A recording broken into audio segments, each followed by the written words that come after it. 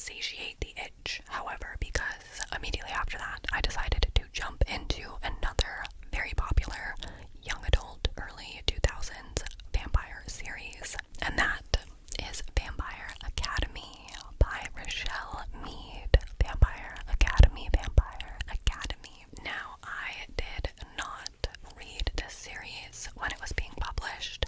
This is one that slipped through the cracks, and I somehow did not discover it until much later. This series is about a vampire academy, and in this world, vampires are split into 3 different species. You have the Moroi, which I believe are like full-blooded vampires, the most rare, and they definitely are kind of like the leaders. And then you have Dampiers, which I believe are half vampire, half human, and they are essentially guardians of the Moroi, and the guardians are guarding the Moroi against Strigoi, which are evil man-made vampires. So this series follows our main character Rose, who is currently in Vampire Academy studying to become the guardian of her Moroi best friend Lisa.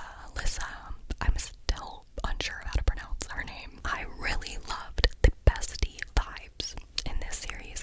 The Rose-Lisa duo is truly what is keeping me going.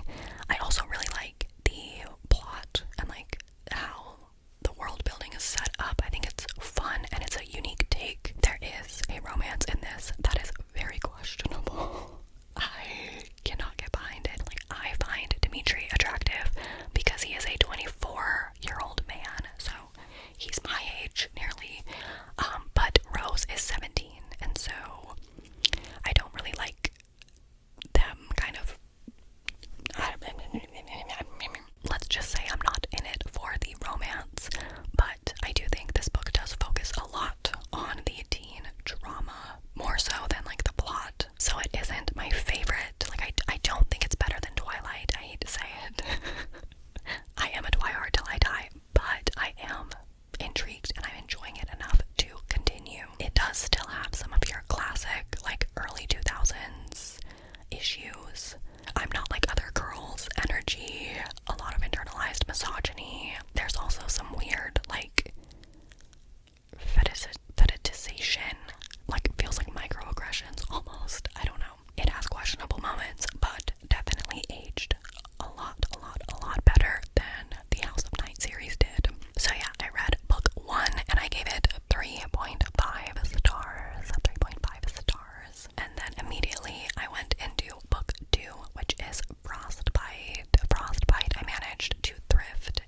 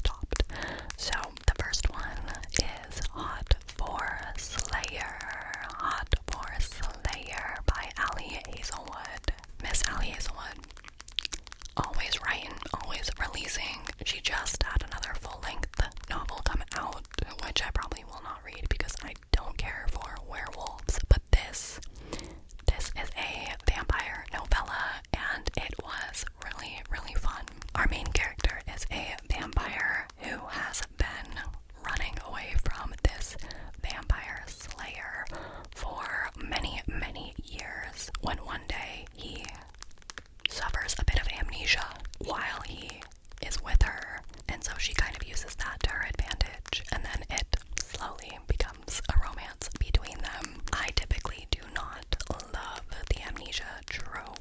It's not something that I like seek out per se, but if it's in a book, I won't like DNF it, you know.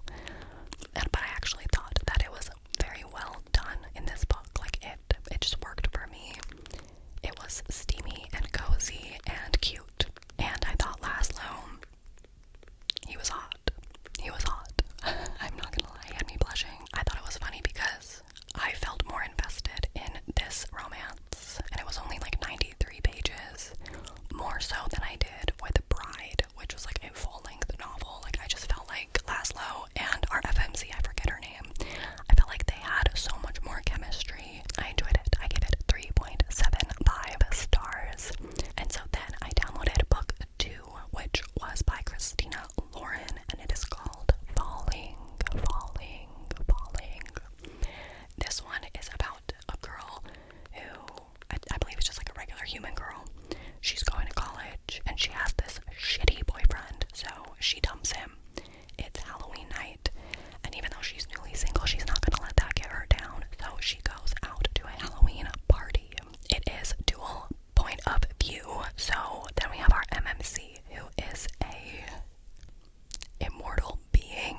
His name is Berkan, and he is using Halloween as an excuse to come out and play and seduce humans, and normally he has no problem doing that. But when he tries to seduce our FMC, she does not react the way he expects, and it ends up being like this very spicy romance between them. But this one just did not work for me as much. I didn't really enjoy the tonal shift between the two perspectives. Like in the FMC's perspective, it was very like young